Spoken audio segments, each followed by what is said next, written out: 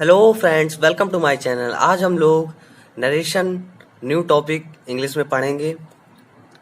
इससे पहले हम लोग सिंटेक्स टॉपिक पूरा कंप्लीट कर चुके हैं। चलिए स्टार्ट करते हैं हम लोग।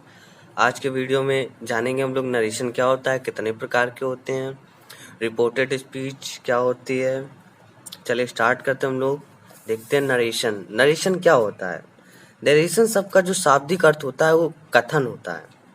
क्या होता है?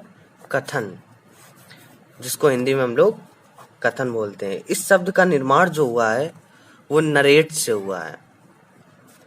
किससे हुआ? नरेट शब्द, नरेट शब्द से हुआ है, जिसका शाब्दिक अर्थ होता है कहना, टू से।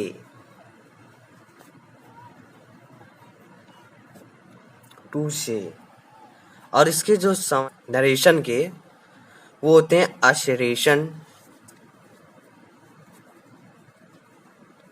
या स्टेटमेंट या डिक्लेरेशन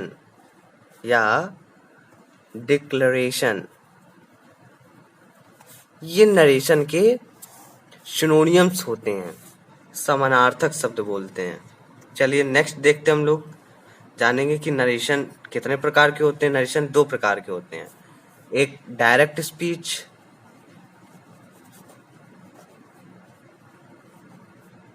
एक होता है इनडायरेक्ट स्पीच। Indirect speech. अब हम लोग देखते हैं कि डायरेक्ट स्पीच क्या होता है। डायरेक्ट स्पीच जब कोई ऑडियंस मीन्स श्रोता, सुनने वाला, जब कोई ऑडियंस स्पीकर मीन्स वक्ता, बोलने वाला, के स्टेटमेंट, कथन को स्पीकर मतलब वक्ता के शब्दों या भाषा में एक्सप्रेस करता है तो वह डायरेक्ट स्पीच कहलाता है।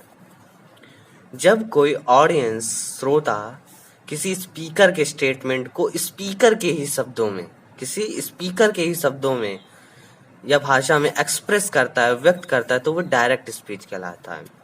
और इस स्पीच में जो स्पीकर होता है, स्पीकर का स्टेटमेंट को इन्वर्टेड कॉमा में लिखा जाता है। मीन्स ये है कि डायरेक्ट स्पीच को हम लोग इन्वर्टेड कॉमा में लिखते हैं। फॉर एग्जाम्पल देखते हैं हम लोग। Shweta sad, comma, inverted comma, I am busy. तो इसमें I am busy inverted comma के अंदर है और श्वेता सैड स्पीकर के शब्दों में ही बात बोली जा रही है, इसलिए ये डायरेक्ट स्पीच है, पूरा डायरेक्ट स्पीच है।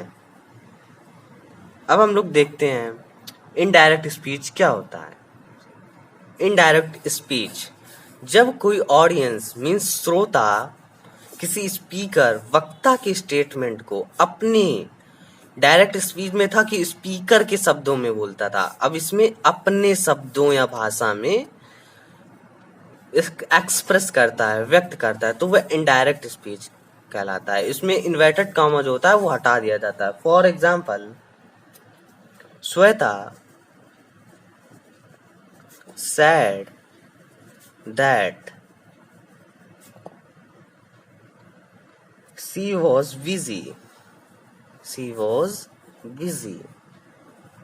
तो इसमें इन्वर्टेड कॉमा को हटा दिया गया है, तो ये इनडायरेक्ट स्पीच है। Indirect speech. अब हम लोग नेक्स्ट टॉपिक है डायरेक्ट स्पीच कितने प्रकार के होते हैं।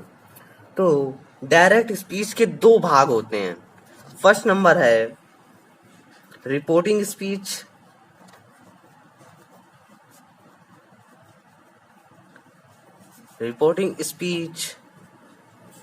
जिसे हम लोग इंट्रोड्यूसिंग स्पीच भी बोलते हैं। इंट्रोड्यूसिंग स्पीच इसका सेकंड नाम है। इंट्रोड्यूसिंग स्पीच रिपोर्टिंग स्पीच का सेकंड नाम, सेकंड पार्ट है इसका रिपोर्टेड स्पीच।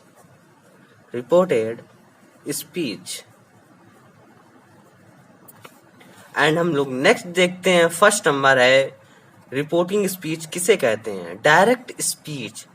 डायरेक्ट स्पीच का वह भाग जो इन्वर्टेड कॉमास के अंदर के के बाहर रहता है, इन्वर्टेड कॉमा के बाहर रहता है, तो रिपोर्टिंग स्पीच कहलाता है।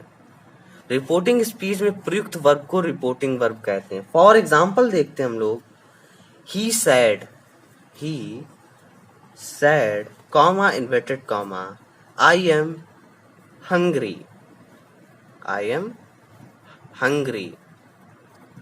तो इसमें इन्वर्टेड कॉमा के बाहर ही सैड है, तो इससे हम लोग रिपोर्टिंग स्पीच बोलते हैं।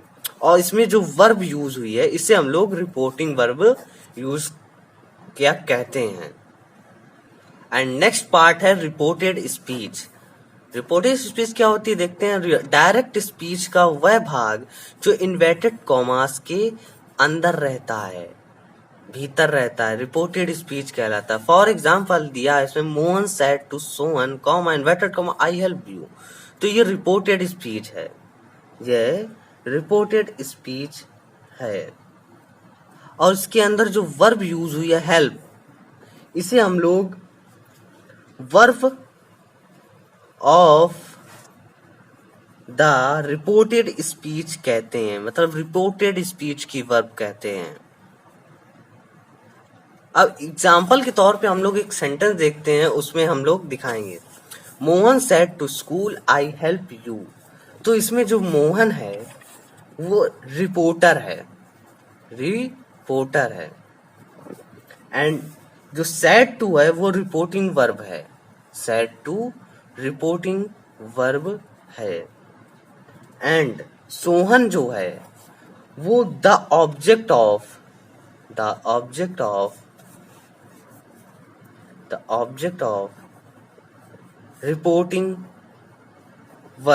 रिपोर्टिंग वर्ब का ऑब्जेक्ट है।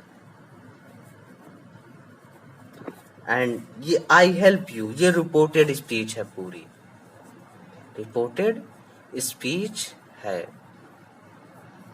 एंड अभी हम लोगों ने हेल्प देखा था कि ये था verb of the reported speech, ये रिपोर्टेड स्पीच की वर्ब थी। एंड अब हम लोग नरेशन के रूल्स पढ़ेंगे। अब हम लोग जान लेते हैं कि कौन कौन से सेंटेंस में नरेशन के रूल्स पढ़ेंगे। ये सेंटेंस दिए हैं, सेंटेंस 5 प्रकार के होते हैं। इन पांचों के बारे में हम लोग नरेशन को कैसे कन्वर्ट करते हैं डायरेक्ट से इनडायरेक्ट में, वो रूल पढ़ेंगे। फर्स्ट नंबर है असर्टिव सेंटेंस। असर्टिव सेंटेंस 2 प्रकार के होते हैं, एक होता है अफर्मेटिव एंड सेकंड होता है निगेटिव। इन दोनों के बारे में पढ़ेंगे। एंड नेक्स्ट है इंटेरोगेटिव सेंटेंस। इसके इंटेरोगेटिव क्या, WH टाइप एंड क्या से शुरू होने वाले वाक्य। इंपरेटिव सेंटेंस के बारे में पढ़ेंगे। ऑप्टेटिव सेंटेंस आज्ञा सूचक एंड एक्सक्लामेटिव विस्मयादिबोधक वाक्य होते हैं। इन पांचों सेंटेंस के बारे में हम लोग डायरेक्ट टू इनडायरेक्ट स्पीच में चेंज करने के नियम पढ़ेंगे। ये थे आज के वीडियो हम लोग जाना। एंड नेक्स्ट वीडियो में हम जनरल रूल्स की ओर बढ़ेंगे जो इन पांचों सेंटेंस में काम आएगी।